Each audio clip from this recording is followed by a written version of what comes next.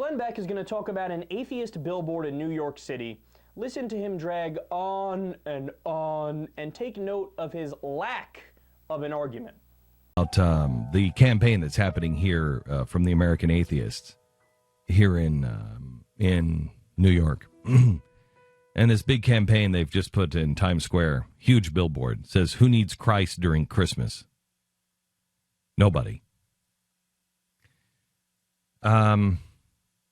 I don't even understand. I don't even understand. The word Christ is in Christmas. And you don't want to celebrate Christmas. That's your right. You don't have to celebrate Christmas. This is where I have problems with atheists. Look, you have every right to not celebrate Christmas, not to believe in God, and I support you. I absolutely support you. I'll stand shoulder to shoulder with you in saying I don't have to have a God. That's good. That's fine. I disagree with you, but that's my business. That's what my conscience tells me. That's what I believe. What you believe is your business. And as long as you are neither picking my pocket nor breaking my leg, I have no problem with that. But to do a campaign like this and to come out and pee all over somebody is not necessary. It's just not necessary. It speaks volumes of who you are. You're not somebody that can coexist with others. You're not. Right. Atheists are not people who can coexist with others. It's not the Christians who can't coexist with others. The Christians who need to shove their religion down our throat on government land, in government schools, in the science classes where they try to put creationism, they try to put intelligent design. It's explicitly not science, but they try to put it in there anyway because it's their religion. It's the Christians who have hijacked the debate and have hijacked public policy and say it's our way or the highway. Whereas atheists just say, well, how about you allow everybody to have a say? No, it's not them who are the closed-minded ones. It's not them who can't coexist. It's us who can't coexist. It's us, the people who, in some states, there's actually laws on the books that say that we can't run for office.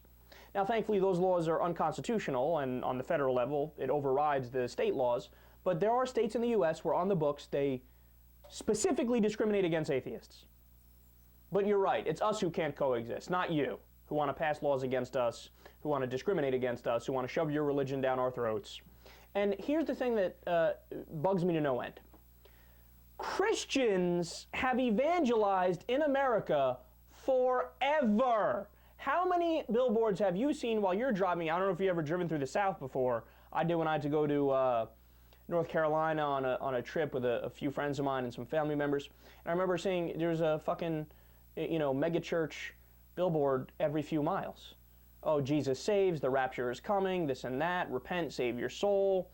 There was a billboard in the news recently where they said, thank God you're wrong, talking about atheists.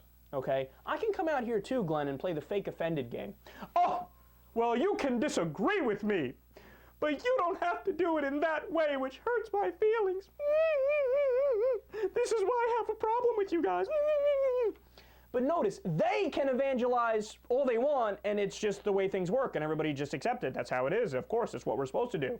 But the second that an atheist tries to evangelize back and do the same thing they've been doing for hundreds of years, well, now all of a sudden it's out of bounds. Now, oh, don't evangelize. You're hurting people's feelings. It's not nice. You're too mean.